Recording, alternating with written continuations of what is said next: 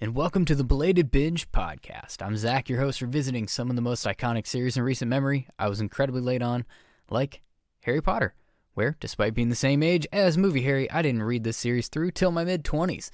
Now, we're going back to Hogwarts, deep diving the books, and answering some of the hardest-hitting questions in the fandom, like, what did Dumbledore know and when? Why does Harry only learn 2 spells? And are there any competent adults in the wizarding world? Today, we wrap up the reread of Harry Potter and the Chamber of Secrets with Chapter 18, Dobby's Reward. In this one, we do what we do at the end of pretty much all these books. Harry just saved the day, and he's chatting with Dumbledore about it. Oh, and he frees a house elf named Dobby. So that's cool. The Belated Binge Podcast. Before we dive in, every podcast episode of Belated Binge will have spoilers. The series did wrap up in 2007, so if you haven't read them by now, you're later than I was. Every episode will also have some adult language. Before we jump in, huge shout out as always to Free Elf patrons Alex, Swetlin, and Hottest Navoni. Couple of announcements before we get started today. On a happy note, I've got a couple of guest appearances on other podcasts coming up. I'll be on Pottership soon, talking about Harry and Ginny as a ship, and on Puffcast to talk Dumbledore's master plan. Keep an eye on social media for when those episodes are going to release. As far as Belated Binge is concerned, I do have to apologize for how long it's taken for this episode to come out. I don't know if you noticed, but I still don't sound quite right. I got sick. It wasn't COVID, in case you cared. But I'm just getting over a sickness, and to be honest, it's getting harder and harder to make this podcast happen when healthy. So while just throwing it out there now, I have no interest in killing Belated Binge.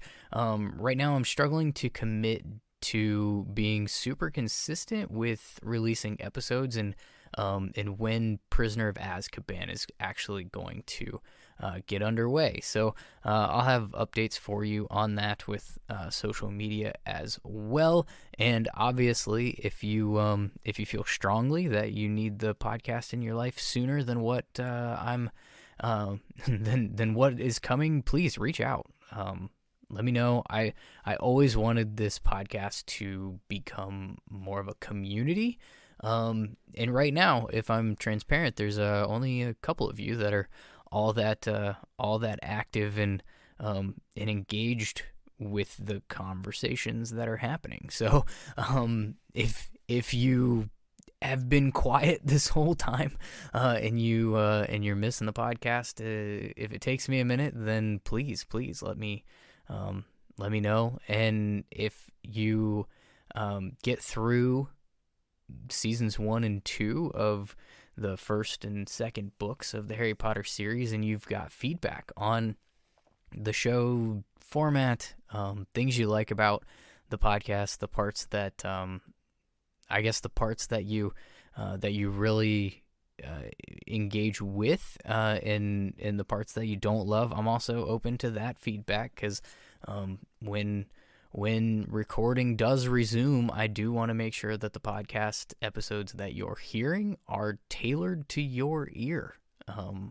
This is for you. So if you've got stuff you like, let me know that. If you got stuff you don't like, let me know that too. That being said, even though I might be stepping away here for a bit to focus on some family stuff, I'm a father and a husband first, and that's where my focus is right at this moment. This podcast is always going to be secondary to family, and that won't change. Even if by some miracle it went viral overnight and all of a sudden there are millions of you hearing this right now, it would still come second to my family. That being said, I do truly hope that Belated Binge outlives even me. I hope you enjoy this final chapter episode of Chamber of Secrets as well. So as always, in case you were obliviated, or you got your Hogwarts letter late, let's shove our faces in that white liquidy substance of our pensive back in Chapter 17 of Chamber of Secrets, well, Harry saved the fucking wizarding world again. This time from the reincarnation of a terrifying teenage Voldemort who would have been brought back to life by a weird soul life force transfer from Ginny Weasley, Harry's future wife, and we wouldn't get Albus Severus or Cursed Child. I'm rethinking who I was rooting for at the end of this book. These are jokes, people. Side note, technically, Ginny has had Voldemort's soul inside her. Harry has Voldemort's soul inside of him. Does that make them soulmates? Again, these are jokes. So now let's dive into the events of today's chapter, and we'll kick things off with the opening reading. For a moment there was silence as Harry, Ron, Ginny, and Lockhart stood in the doorway, covered in muck and slime, and in Harry's case, blood. Then there was a scream. Ginny! Priority. Incan chapter. We've reached the point where our wands connect. Not the tips, just the streams. So we can recap what went down in the chapter we just read this week, Harry Potter and the Chamber of Secrets, Chapter 18. Dobby's Reward starts off with a scream. Mrs. Weasley sees her little girl very much not dead. After the initial shock and celebration of a living, breathing Ginny, everyone wants to know how Harry managed to save her life. Minor curiosities. Harry explains everything. I will spare you the total recap because you read the same book I did. He gets to the part where they found the entrance to the chamber, and Professor McGonagall is like, that's all well and great, but get to the point. How the hell are you not dead? And I think we were all kind of thinking the same thing. Harry tells him about Fawkes and the sorting hat and all of that, and he's telling this whole story, and he's trying to leave Ginny in the diary out of it. How's this plan supposed to work out? I don't really know. I get it. He's trying to not draw attention to Ginny's role because, well, technically Ginny's been acting out as the bad guy in this book the whole time. But the reason he's doing it is just bonkers to me. What if they expel her? The concern about expulsion in these books is beyond ridiculous, and the penalty seems kind of extreme. So I've got some super surface level questions, and then we can kind of move on. One, is Hagrid's wand snapped when he got expelled because he was essentially convicted of manslaughter or Myrtle slaughter? Newt has a wand and clearly has a full education because he's damn good with it. Grindelwald still had a wand when he was expelled from Durmstrang, I believe, and if you're expelled from one school, can you move to another school? Say someone's expelled at 11 like Ginny. Would her wand be snapped? How does she not develop an Obscurus if that's the case? She's so young. And she has magic. It needs to get out. And a school principal has now taken away the only way she knows how to channel it. At such a young age, how does she learn to control it? Anyway, back to Dumbledore's office. Harry's worried about how they're going to prove that Ginny wasn't actually responsible for her actions because she was, possessed by an evil dark wizard diary memory. Dumbledore's on it. Because Dumbledore knows everything in these books. Of course. And he asks how Lord Voldemort was able to enchant Ginny when his sources tell him he's currently hiding in Albania. Record scratch moment. I'm sorry, what? Who's Dumbledore's CI? How the fuck does he know where Voldemort is right now? Voldemort's supposed to be a wisp Hell, Voldemort's supposed to be dead, but we all know that's not the case. And how bad is Voldemort as a villain if Dumbledore just always knows what he's doing?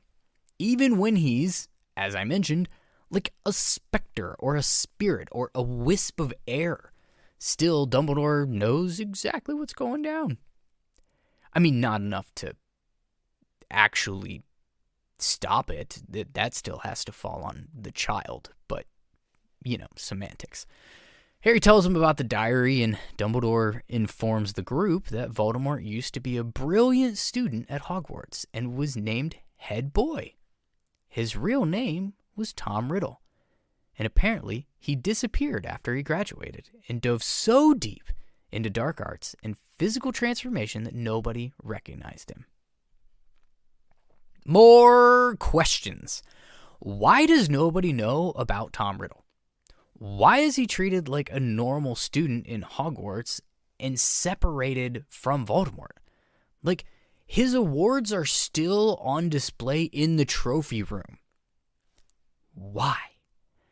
And from Voldemort's perspective, for a second, let's take this at just flat out face value that he chose the appearance changes he got. Was this just fucking stupid? He went from being a handsome, charming, could get away with literal murder because he could just sway anyone except for Dumbledore, to a super creepy looking snake man who couldn't step into a street without everyone knowing he's there, and clearly a dark, creepy wizard. Why? Do we just need plot? Did we just want him to? Whatever, I can't. Back to the diary. Ginny finally speaks and says how she wrote in it. And we get the iconic Arthur line. Never trust anything that can think for itself when you can't see where it keeps its brain. Seems like good advice. The Weasleys go immediately into parent mode, and Dumbledore just isn't having that shit. He's like, don't give her shit. She needs to go to the hospital wing. Let her rest. And you know what? Good on you, Dumbledore. We don't need Arthur and Molly just piling on guilt to her. She's been through pretty much literal fucking hell and almost had her soul sucked out of her body and into a reincarnated teenage Tom Riddle. Yes, Dumbledore, I agree. I think she's earned a fucking nap. Anyways, he sends everyone but Ron and Harry out and tells Prof. McGee to prepare a feast, which means call the house elves. Poor elves. At least they can plan for the other ones. Spur of the moment feast for all of Hogwarts? What the hell, Dumbledore? You were good with Ginny. You're kind of screwing the house elves here. Anyway, he reminds the boys of Chapter 5 in this book, when he said if they broke any more big school rules, he'd have to expel them. Building suspense. Because if there's anything Dumbledore likes as much as purple robes and lemon drops, it's the drama. Instead, he gives them awards for special services to the school, which will probably be displayed right next to Tom Riddle's in the trophy case. They also get 200 points apiece for Gryffindor, because nothing says life and death stakes like a baseless point system to create division within the student body of Hogwarts. And that's when we all remember Lockhart exists. Apparently he's not the only one whose memory was wiped, because I forgot about him. There's a comment Dumbledore makes here. Impaled on your own sword, Gilderoy. This is the basis of my theory that Dumbledore has learned of how Lockhart created his fame by modifying the memories of real heroes and taking credit for their accomplishments. That's why Dumbledore offered him the Defense Against the Dark Arts job. He wanted to expose him as a fraud, but not in a public display, but in a teachable way, to show the students of Hogwarts what not to become. He sends Ron and Lockhart away, and now he's just Harry and Dumbledore chilling in his office, like we'll see many times to come. Well, not that many. It seems like this happens a lot, doesn't it? It seems like we get the one-on-one. We get the mentor and the protege, and they're just always in lockstep, and they do a lot of these fireside chats in Dumbledore's office, but really it doesn't happen that much. Anyway, when it does happen, it's mostly the end of the book, so obviously we must be there. First, he thanks Harry, because that's the only way that Fawkes could have come to the rescue, is if Harry showed Dumbledore extreme loyalty. Like, if Harry wasn't down with Dumbledore, Fawkes would have just been like, meh, let the snake kill him. It's my theory that in this exact moment, Dumbledore's mindset and his plan begins to shift on Harry. I believe that to this point, Dumbledore's been just full on in asset collection mode. He's just been testing Harry's abilities because he only has eyes for one thing: destroying Voldemort by any means possible, and he knows that Harry is going to be the key to that, but he's got to figure out how. In this moment, when he realizes the loyalty that Harry showed to him personally, he begins to actually care for Harry as a person in a way he never has before. This is also when I believe he puts together that not only does Voldemort have a Horcrux, I think he was already suspecting that back before Book 1 even started, but now he's got confirmation in that there's more than one. And then we have the moment he tells Harry that Voldemort unintentionally put a bit of himself into Harry, which is choice words. That's dripping in divination foreshadowing. Dumbledore tries to comfort Harry, who still cares about the Sorting Hat, almost putting him in Slytherin. He's like, dude, you pulled Godric Gryffindor's sword out of his own hat. You're a Gryffindor. Shut up. It's fine. Also, you shouldn't care so much, Harry. This is the kind of thing that I don't know. I see why certain people in the fandom complain about house bias. Dumbledore didn't talk shit about Slytherin, but he also didn't not talk shit about Slytherin. He could have kind of killed it right then and there for Harry, but he didn't. There's still an iconic line in it, though. It is our choices, Harry, that show what we truly are, far more than our abilities. Also, hopefully, for Harry's sake, in the book, he doesn't grab the sword by the blade like he does in the movie, which is just fucking stupid. And as if it was written that way. Oh. Well, Lucius shows up the moment Harry's supposed to leave. Did you think the book was over? No, of course not. We need more drama. And he brought Dobby with him because the plot needed him there. And Lucius is just pissed that Dumbledore's back at Hogwarts. And by the way, let me go back to that Dobby thing. Why the fuck is Dobby here? And Lucius Malfoy is a rich bitch wizard man from a rich bitch wizard family, old money, manor, with a house elf.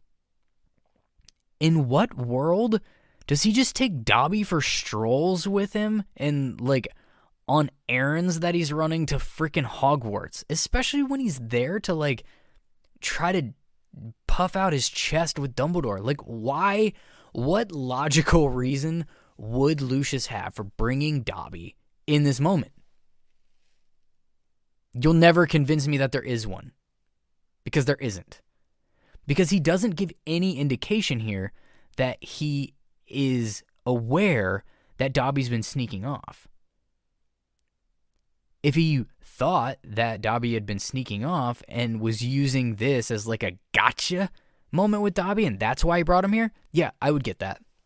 But I feel like that's like a needed component that was maybe cut in editing or just not all we thought of was like, Dobby needs to be here, so just bring him along. Like, why would he fucking do that? Anyways, where was I? Lucius is pissed that Dumbledore's back at Hogwarts, and we learned what we already knew. He threatened the other school governors that if they didn't suspend Dumbledore, he's gonna, like, curse their families or whatever. And he tries to do a smartass, like, well, have you caught the culprit? And Dumbledore's like, hell yeah, we have. And then he kind of monologues at Malfoy because, you know, if anybody can monologue with the best of them, it's Albus Dumbledore. He looks him dead in the eyes, and you can tell with no doubt that Dumbledore knows damn good and well how Ginny got a hold of that diary in the first place. I don't need to recap the events of the book for you for like a third time, but it's clear he knows. And if he wasn't already sure, Dobby's being like super obvious just to make sure that Harry isn't falling behind the plot of this book. And let's be honest, Harry needs it because Harry's not always quick on the uptick. But since Harry is caught up, he gets to do some monologuing of his own. And he accuses Lucius of slipping the diary to Ginny at the bookstore. You know, after the dad fight. And Lucius admits it by his response being, prove it. He's literally saying you did it, but you can't prove it, kid. And as Lucius and Dobby are leaving, Harry crams the diary into his nasty ass sock. I've asked this before, but how big is this book? Harry fit it down a toilet drain pipe. Harry stuffs it into a sock. Are diaries in the UK just full of post-it notes? Like, I don't understand how this book is so tiny, yet you're actually supposed to, I don't know, use it for anything. Whatever. He forces his sock into Lucius's hands, who throws the sock away and is holding the mangled diary and responds the way that every mature adult would to a 12-year-old child. He tells him he's going to die, just like his parents did. That's not really the point here. The point is that he just happened to throw a sock right where Dobby was standing and set him free. Because plot. And in the movie, Lucius tries to Avada-Kedavra the shit out of Harry for this. But in the books, he simply goes with classic physical assault of a child. But, luckily, Dobby's free now. And he puts a finger up and sends him away because apparently Dobby has way more powerful magic than Lucius does, and he knows it. He says goodbye to Harry, who asks him not to ever save his life again. Thankfully, Dobby doesn't listen to this shit because, well, we need the good guys to win in this series, and without Dobby, that does not happen. But we still got a little ways before we get to that book, folks. And now we've got to wrap up the book. There's a feast. Ginny's happy.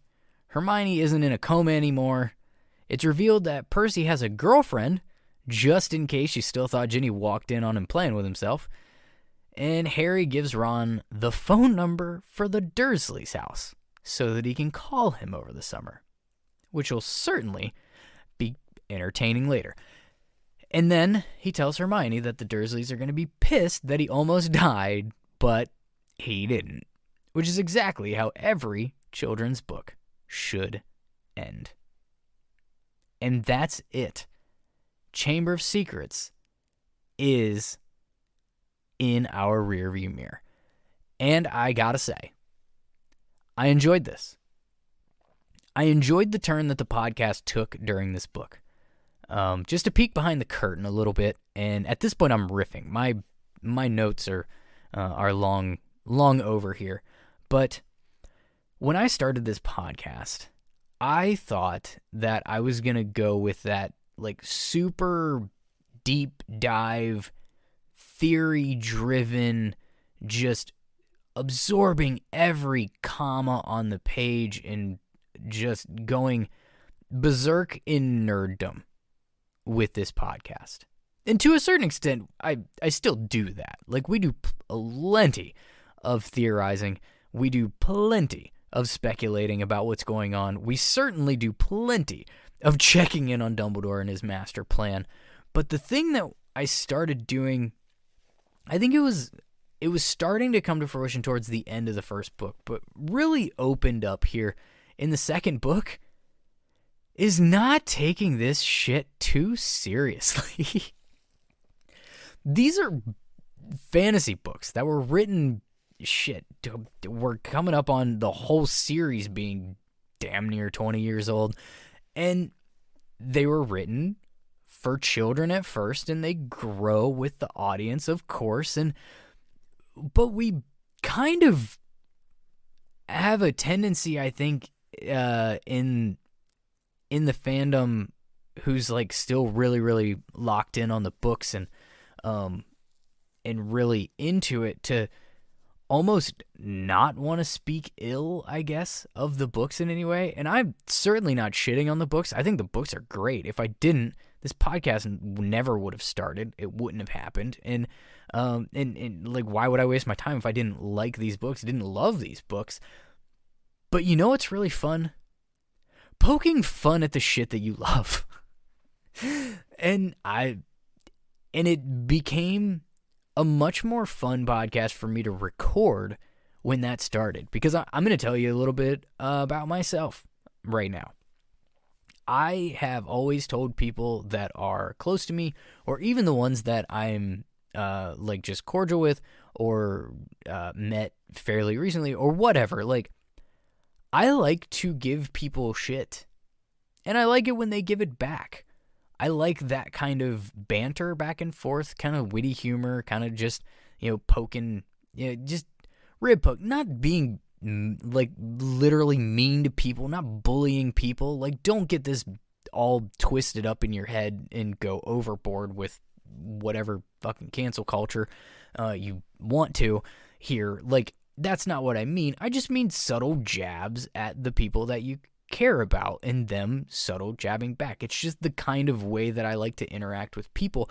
I always used to tell people, if I'm not giving you shit, it means I don't like you. And that's what I started to feel about this book. If I'm not giving this book shit, it means I don't like it. And so once that opened up for me, these episodes got a hell of a lot more fun to record. And I hope that they got more fun to listen to, because I think you still get the deep dive stuff. I think you still get the, speculation. I think you still get that aspect of the podcast. But I think poking fun at it just makes it a more humorous and a more fun episode. And I hope you agree, but I would love to hear your opinions on things. You can join the Facebook group to let me know and join the chat. You can obviously follow all the social medias that are out there. I've got Facebook, Instagram, Twitter, TikTok, all of those. The podcast is posted on YouTube, and there's shorts out there too.